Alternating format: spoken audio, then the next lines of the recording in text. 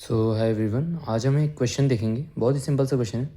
The expression cos raise to power 6 theta plus sine raise to power 6 theta -1 bracket में फिर tan square theta plus cot square theta +2, ठीक है, bracket close +3। तो इसकी value क्या है ये पूछा है। देखिए वैसे तो बहुत इजी क्वेश्चन है। इसको करने के दो तरीके हैं। या तो आप पहले थीटा की वैल्यू रख के देख सकते हो, ठीक है, और नहीं तो दो फॉर्मूले हैं वो आपको याद कर लोगे तो काफ़ी ज़्यादा हेल्पफुल होंगे। कई सारे एग्जाम में पूछे भी जाते हैं। तो सबसे पहले हम थीटा की वैल्यू यहाँ पे मान लो हम 45 पुट करके देख लेते हैं, क्योंकि अगर हम 90 रखेंगे या 0 रखेंगे तो यहाँ पे चांसेस हैं नॉट डिफाइंड आने के, क्योंकि tan और cot दोनों है। तो हमने 45 रख लिया। 45 रखते सबसे पहले cos 6 theta, cos e to power 6 theta है ना, इसकी वैल्यू क्या है, तो कॉस थीटा का 45 रखोगे। कॉस 45 होता है आपका 1/√2, तो 1/√2 की पावर 6 हो जाएगी, ठीक है। फिर प्लस 1/√2 की पावर यहाँ पे भी 6 हो जाएगी, क्योंकि साइन थीटा की वैल्यू भी यही होती है, ठीक है। साइन थीटा साइन 45 भी वही होता है, 1/√2 उसकी वैल्यू भी होती है। फिर ब्रैकेट क्लोज। यहाँ पे हम देखेंगे tan 45 उसकी वैल्यू 1 होती है, cot 45 की वैल्यू 1 होती है, +2 और यहाँ +3। तो यहाँ पे आप इसको देखोगे तो ये कितना आ जाएगा, √2 की 6 करोगे तो 1/8 बन जाएगा, ठीक है। ये भी 1/8 बन जाएगा -1, और यहाँ पे आपकी वैल्यू यहाँ पे 2 + 1 + ये 4 हो जाएगा, ठीक है। और आगे क्या है, +3 हो जाएगा, ठीक है। अब अगर हम आगे देखें तो ये कितना हो जाएगा, ये हो जाएगा आपका 1/4 -1, ठीक है, 1/4 -1, और ये आपका इंटू 4 में है, ठीक है, +3।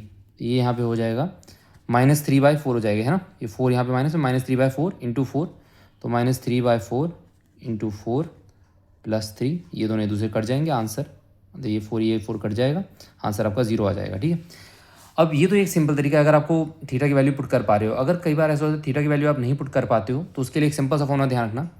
क्या है कि cos 6 theta plus sine 6 theta is equal to 1 - 3 sine square theta cos square theta, ठीक है। दूसरा cos 4 theta plus sine 4 theta is equal to 1 - 2 sine square theta cos square theta. ये भी आप चाहो तो इसमें लगा सकते हो। आपको दिया हुआ है cos 6 theta plus sine 6 theta, इसकी वैल्यू यहाँ पे दी हुई है 1 - 3 साइन स्क्वायर कॉस स्क्वायर, है ना। तो यहाँ पे लगा के देख लो क्या था हमारे पास, cos e to power 6 theta plus sine e to power 6 theta -1। तो यहाँ पे वैल्यू पुट करके देख लो, 1 - 3 sine square theta, 1 - 3 sine square theta cos square theta, ठीक है, -1। और यहाँ पे tan है तो इसको भी आप क्या करोगे।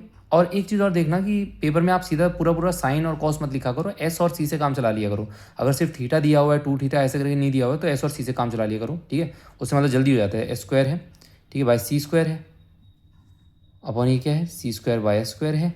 कॉट है ना, यहाँ पे कॉट है, cot theta is equal to C by S होता है, तो यहाँ स्क्वायर हो जाएगा उसका, ठीक है, +2 +3। अब अगर हम देखें यहाँ पे तो यहाँ पे हमें 1 और 1 तो यहाँ पे कट जाएगा, तो बचेगा क्या, -3 एस स्क्वायर सी स्क्वायर ब्रैकेट में।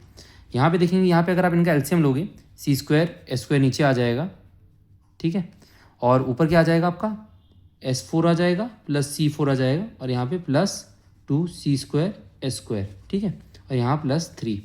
अब आप ध्यान से देखोगे तो एस स्क्वायर सी स्क्वायर इससे कट जाएगा, ठीक है, ये यहाँ से कट जाएगा, यहाँ पे -3 आ जाएगा, और ब्रैकेट में इंटू यहाँ क्या है, एस एच पावर 4, उसकी वैल्यू मैंने ऊपर क्या बताई थी, S H power 4 sine H power 4 theta plus cos H power 4 theta की value 1 - 2 sine square cos square theta है कि नहीं। तो यहाँ पे जब आप ये रखोगे 1 - 2 sine square theta cos square theta plus यहाँ पे 2 सी स्क्वायर एस स्क्वायर है +3 है। यहाँ से अगर आप देखोगे तो ये दोनों कट जाएंगे, -3 × 1 तो यहाँ -3 हो जाएगा, +3 आ जाएगा, इज इक्वल टू 0 आ जाएगा।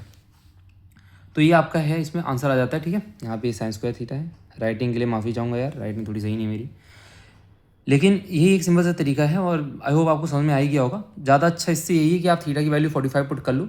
बट अगर आपको कभी कभार ऐसी सिचुएशन आ जाती है कि आप थीटा से बहुत ज़्यादा कॉम्प्लिकेटेड सा दे देता है इक्वेशन, है ना, जहाँ पे आपको डायरेक्ट फॉर्मूला लगा के, आपने देखा भी होगा कई बार डायरेक्ट फॉर्मूला लगाने पे आंसर ईजिली आ जाता है ना, और थीटा वैल्यू पुट करने में थोड़ा सा कॉम्प्लिकेटेड बन जाता है। खासकर जब थीटा की वैल्यू आप थोड़ी वैसी रख दोगी, 30 रखनी पड़ जाए, 60 रखनी पड़ जाए, तो √2 और इन सब में बहुत कन्फ्यूजन होता है। तो ऐसे में अगर आपको डायरेक्ट दिख रहा है ना कि थीटा की वैल्यू मैं रख सकता हूँ, क्योंकि यहाँ पे दिया नहीं है थीटा की वैल्यू, या कोई रिस्ट्रेंट नहीं लगा रखा है 0 से 90 या फिर 0 से 60, तो आप यहाँ पे डायरेक्ट थीटा की वैल्यू कुछ भी रख सकते हो, 45 रख दो। बस ध्यान देना 0 वगैरह अगर रखोगे या 90 रखोगे तो यहाँ पे इसका दिक्कत हो सकती है आपको कि यहाँ नॉट डिफाइंड आ सकता है। तो यहाँ पे थीटा 45 रखती तुरंत आंसर आ जाता है, बहुत जल्दी आ जाता है। नहीं तो आप ये फॉर्मूला यूज़ कर सकते हो, बहुत इंपॉर्टेंट फॉर्मूला है।